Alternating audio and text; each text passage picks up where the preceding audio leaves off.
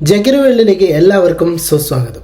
With love Madan എഴുതി സംവിധാനം ചെയ്ത് അനശ്വര രാജൻ അഭിനയിച്ച വിത്ത് ലവ് എന്ന സിനിമയുടെ റിവ്യൂ ആണ്. അപ്പോൾ സബ്സ്ക്രൈബ് ചെയ്യാത്തവരുണ്ടെങ്കിൽ ഒന്ന് സബ്സ്ക്രൈബ് ചെയ്തേക്കട്ടെ. സബ്സ്ക്രിപ്ഷൻ വളരെ കുറവാണ്, അതുകൊണ്ടാണ്. Okay, 90s കിഡാണ്. ഈ 90s കിഡ്സിനൊക്കെ അന്നത്തെ കാലത്ത് ഒരു ഗേൾ ഫ്രണ്ടിനെ കിട്ടുക എന്ന് പറഞ്ഞാൽ തന്നെ അതൊരു വല്ലാത്തൊരു കഷ്ടപ്പാടാണ്, ഒരു കടമ്പയാണ്. എന്ന് വെച്ച് കഴിഞ്ഞാൽ നേരിട്ട് സംസാരിക്കാനൊന്നും ഭയങ്കര നാണം ഒക്കെയുള്ള ഒരു കാലഘട്ടമായിരുന്നു അത് 90s കിഡ്സിൻ്റെ.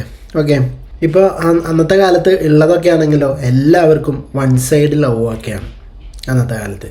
ഓക്കെ, ഇനി കല്യാണം നടക്കണമെങ്കിൽ വീട്ടുകാർ ഒരാളെ കണ്ടെത്തി നൽകണം. അതായത് അറേഞ്ച്ഡ് മാരേജാണ് കൂടുതലായും 90s കിഡ്സിൽ നടന്നിട്ടുള്ളത്.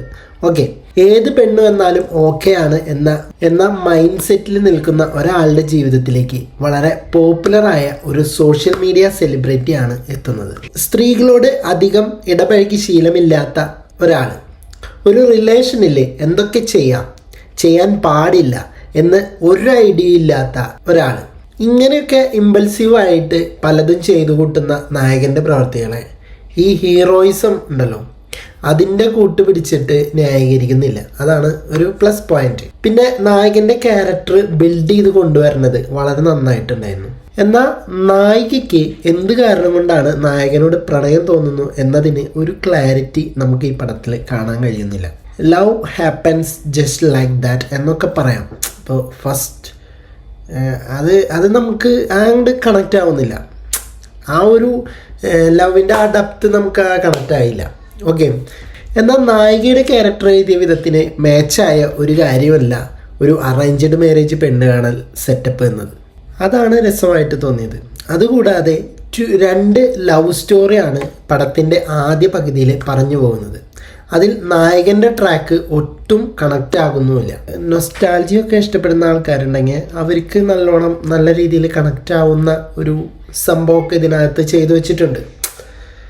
അത് നമ്മളെ അങ്ങോട്ട് മാക്സിമം നമുക്ക് ഫീൽ ഉണ്ടാക്കാൻ വേണ്ടിയിട്ട് ഒരു കുറച്ച് ആർട്ടിഫിഷ്യാലിറ്റി കയറ്റിയ പോലെയൊക്കെ തോന്നിപ്പോവും നായകൻ്റെ ലവ് ട്രാക്കിൽ.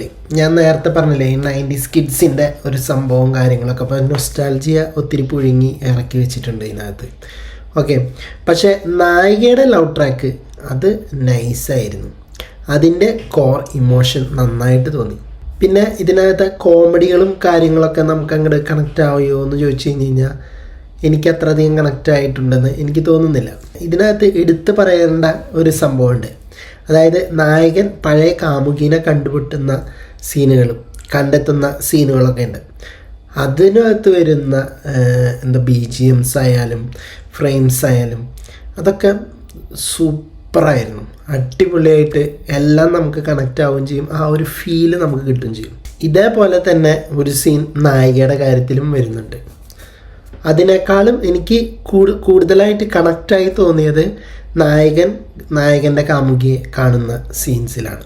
പിന്നെ ഇതിനകത്ത് നായകനും നായികയും തമ്മിൽ ഒന്നിക്കണോ വേണ്ടയോ എന്ന് നമുക്ക് നമ്മുടെ ഉള്ളിൽ ഒരു തോന്നലൊക്കെ വരണം.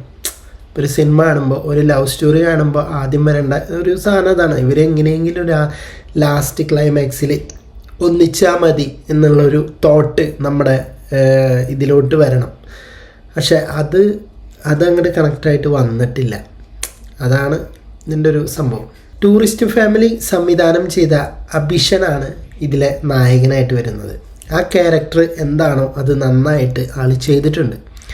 അത് നീറ്റായിട്ട് ചെയ്തു വെച്ചിട്ടുണ്ട്. അനശ്വരയുടെ കാര്യം പിന്നെ പറയണ്ട. അനശ്വര അടിപൊളിയായിട്ട് തന്നെ ചെയ്തിട്ടുണ്ട്. പല സീനുകളും പുള്ളിക്കാരി ഒറ്റയ്ക്ക് സ്കോർ ചെയ്യുന്നുണ്ട്. തമിഴ് സിനിമ എന്ന് പറയുന്നത് സ്വയം ഡബ് ചെയ്തപ്പോൾ ഇടയ്ക്ക് മലയാളത്തിൽ സംസാരിക്കുന്നുണ്ടോ എന്ന് നമുക്കൊരു ഡൗട്ടൊക്കെ അടിക്കും. കാവ്യ അനിൽ അഭിനയിച്ചിട്ടുണ്ട്. കാവ്യ അനിൽ അടിപൊളിയായിട്ട് ചെയ്തിട്ടുണ്ട്. ഈ സിനിമയിലെ പ്രധാനപ്പെട്ട ഒരു പോർഷൻ അത് പുള്ളിക്കാരി സ്കോർ ചെയ്തു എന്ന് തന്നെ പറയാം. പിന്നെ അനശ്വര രാജൻ തെലുങ്കാണോ കന്നഡയാണോ എന്നറിയില്ല, ചാമ്പ്യൻ എന്ന് പറഞ്ഞിട്ടൊരു മൂവി മുമ്പ് ചെയ്തിട്ടുണ്ടായിരുന്നില്ലേ, അതിലെ പെർഫോമൻസും അടിപൊളിയായിരുന്നു കേട്ടോ. അപ്പോൾ ഇതൊക്കെ വെച്ച് നോക്കുമ്പോൾ ആൾ ഓരോ സിനിമ കഴിയും തോറും പെർഫോമൻസ് ബേസ് ഉയർന്ന് ഗ്രാഫ് ഉയർന്നിട്ട് തന്നെയാണ് പോകുന്നത് പുള്ളിക്കാരത്തിൻ്റെ.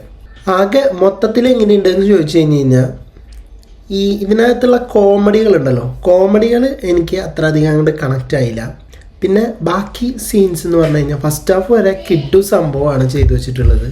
നല്ല രീതിയിൽ നമുക്ക് കണക്റ്റ് ആവുന്നുണ്ട് ഫസ്റ്റ് ഹാഫ് വരെ. സെക്കൻഡ് ഹാഫിൽ ചെറുതായിട്ട് ഇപ്പോൾ ഒരു എന്താ പറയുക, ഒരു ശോകം വന്നു കഴിഞ്ഞാൽ കുറച്ച് സ്ലോ വന്ന് കുറച്ച് ഫാസ്റ്റായി, കുറച്ച് സ്ലോ വന്ന് കുറച്ച് ഫാസ്റ്റായിട്ടാണ് പടം അങ്ങനെ സെക്കൻഡ് ഹാഫിൽ പോകുന്നത്. അതെല്ലാം വന്നിട്ട് ക്ലൈമാക്സ് വലിയ കുഴപ്പമില്ലാത്ത രീതിയിൽ ക്ലൈമാക്സും ചെയ്തു വെച്ചിട്ടുണ്ട്. അപ്പോൾ ഒരു ആവറേജ് മൂവിയായിട്ട് ഇതിനെ കണക്കാക്കാം. ആവറേജിനും ഒരല്പം മുകളിൽ നിൽക്കുന്ന നല്ലൊരു മൂവി, പെർഫോമൻസ് കൊണ്ട് ഏറെ മെച്ചപ്പെട്ട ഒരു മൂവിയായിട്ടാണ് എനിക്ക് തോന്നിയത്. ഓക്കെ, സിനിമ കണ്ടിട്ടുള്ളതാണെങ്കിൽ നിങ്ങളുടെ അഭിപ്രായങ്ങൾ താഴെ കമൻറ്റ് ബോക്സിൽ രേഖപ്പെടുത്തുക. പോയി വരാം അടുത്തൊരു വീഡിയോയുമായിട്ട്.